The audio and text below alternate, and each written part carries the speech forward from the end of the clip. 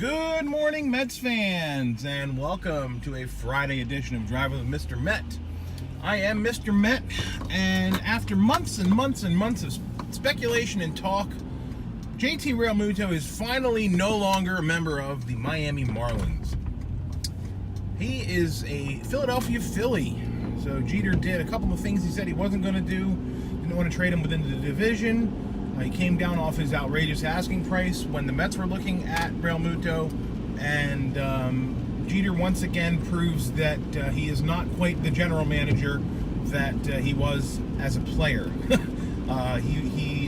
He's been had now really 4 times. He traded away his big pieces last year and didn't get much in return, and his big piece this year, same can be said. So I want to talk a little bit more about that, and also get into the Mets starting pitching, as spring training is just a few short days away. In an offseason where the Phillies said they were going to spend stupid money, I know the offseason isn't over yet, and spring training is just about to start, but regular season is still 2 months away. The Phillies haven't spent stupid money. You could say they spent stupidly on Andrew McCutchen, and I would have to agree. But, acquiring JT Realmuto is a good move for any team. Realmuto is a really good catcher. I mean, there's no getting around that. He's one of the best, if not the best, catchers in all of baseball. But the thing about Realmuto, and I've said this when the Mets were looking at him and the Marlins were asking for some combination of Conforto and Nimmo and or Rosario and or 16 prospects, the haul that the Marlins were looking to take for Realmuto just didn't equate to the production that Realmuto would bring onto the field. And again, this is not a knock on Realmuto at all. Like I said, he's a great catcher, but he's not that great of a catcher, that great of a difference maker on the field is what I mean to say. Forget about the fact that he's probably the best catcher in baseball. His peripheral numbers are good. They're not great. His bat alone is not going to single-handedly improve an offense to the point where it goes from down here to up here. I guess down here to up here. But it's a good move. He's a great player. He's going to make the team better. But if the Phillies are done here, I don't think they're going to be in the conversation for the division. They do need to do more. I think the Mets played this exactly correctly. They did not bite on the outrageous demands that Jeter was making. And I got to stop saying Jeter, just that the Marlins were making. Despite the fact that Brody made it abundantly and publicly clear that he wanted Realmuto, he didn't bite on the nonsense bait that the Marlins were sort of floating out there as the only way you're going to get him is if you meet these 17 check boxes and you give us half of your outfield. It was a smart move to say no to that. And frankly, I'm sorry, but I think it was a smart move to go out and get a guy like Wilson Ramos, who doesn't cost all that much, and provided he's on the field, and I understand that question mark with Ramos, but provided that he is on the field, he will provide as much offensive firepower as Realmuto, and perhaps more power. So, from the catching situation, I think the Mets are in really good shape.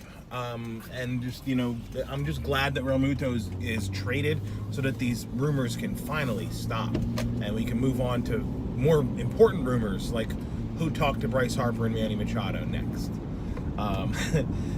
Excuse me. So let's shift gears a little bit to the Mets starting pitching.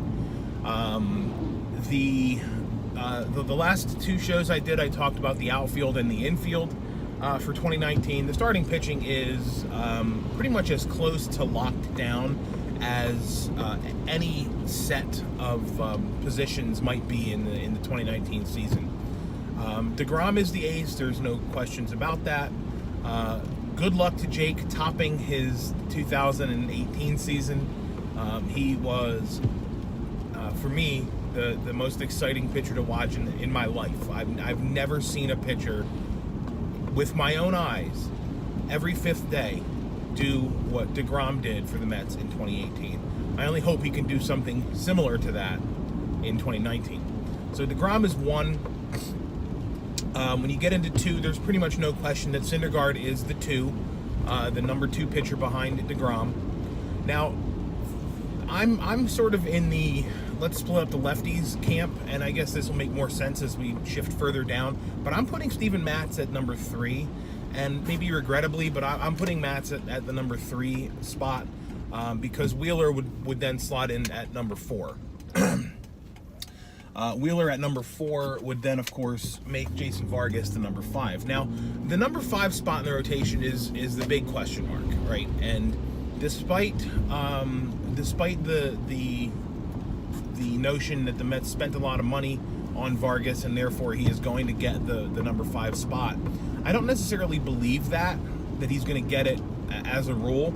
I'm looking at it more of along the lines of, look, Vargas had a really good second half last year, overlooked by his completely abysmal garbage first half.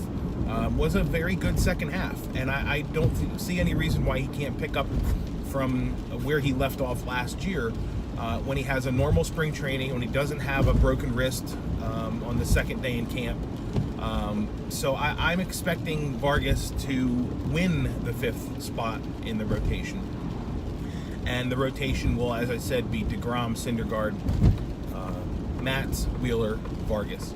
Now, beyond the starting 5, this is where the question marks start to come into play. And the depth for the starting pitching becomes a concern. And it is a legitimate concern because I've seen enough of P.J. Conlon and Chris Flexen and minor league call-ups, Logan Verrett, basically long man decided to be stretched into a pitcher just to fill a spot. I don't like that the Mets have had to rely so much on pitching that isn't ready to be pitching in the major leagues, and that's been a plague of this team. And it's been a plague of the team because the starting pitching staff hasn't been able to stay on the field. They've always been injured, and they've always missed a lot of time. And as a result, the Mets have had to be forced to play guys who aren't ready to play. Now, from a depth perspective, Brody did a pretty good job. Generally speaking, Brody did a pretty good job deepening the bench and the roster. But if there's one glaring misstep, for me, it's with the starting pitching.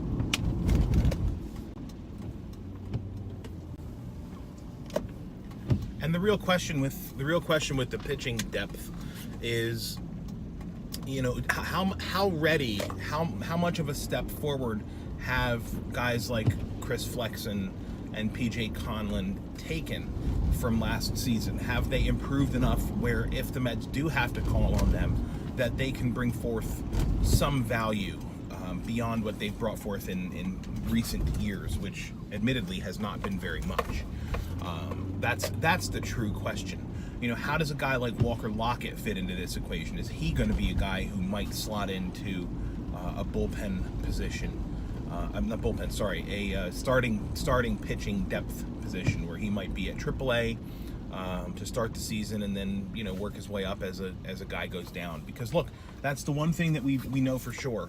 The Mets and we as Mets fans, we can hope for health, but the reality is that the last 5 years are any indication, the pitchers aren't going to be healthy. They're going to miss time on the DL, and the Mets are going to need to rely on guys that aren't Seth Lugo, because Seth Lugo, and when I get into the bullpen next week, Seth Lugo is going to be a mainstay in the Mets bullpen. He is not, should not, and cannot be relied upon as a guy who can spot start for you, because it's going to take him out of the bullpen where he is most effective, not just for one day, but like for 3, 4, maybe even 5 days. And that's not something you want to be doing with one of your more effective relief pitchers. So how about Hector Santiago? Where does he fit into all of this? Is he going to be one of those depth guys? There's been some talk that he may actually be competing with Vargas for the 5th starter job, which again, to me, I don't think he's going to end up winning in Santiago, I should say. But he's another guy who can provide depth. Again, these are not big, huge names, but there are some bodies there. In my opinion, this is the most glaring weakness that this Mets team has going forward in 2019. It is that if the injuries occur in bunches, the Mets do not have enough starting pitching depth to deal with them. And we're going to be talking about games where they are giving up a lot of runs really early and putting the team in a hole that they can't climb out of. And look, we've seen this story before, so let's just hope we don't have to see it again.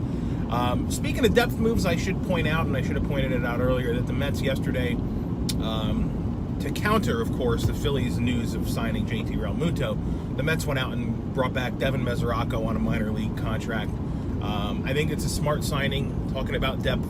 I personally would rather have Mesoraco as the number 3 catcher on the depth chart, as opposed to Tomas Nido, who I don't have any faith in at all. So I'm glad that Mesoraco's back. I hope he's okay accepting a minor league role and a minor league assignment. We'll see what happens as spring approaches. Dude, we're Wilmer Flores number of days away from pitchers and catchers. 4 days. I think it's Monday, or Tuesday rather, that they officially report, the 12th. So that's 4 days from now. So I think the 14th or something, or maybe not February 14th. I saw the schedule, but it's very soon that SNY and WPIX 11 are going to be showing spring training games on TV, which means they'll be on at bat, which means all is right with the world. So real baseball games, whether they mean anything or not, are right around the corner, and that makes me happy. So until next week, when I wrap up this 2019 preview of how the lineup and a roster and etc. are going to be sorted out, I'll touch on the bullpen on Monday. Until then, thanks for watching. Hit me up on Twitter at Mr_Met. And as always, let's go Mets.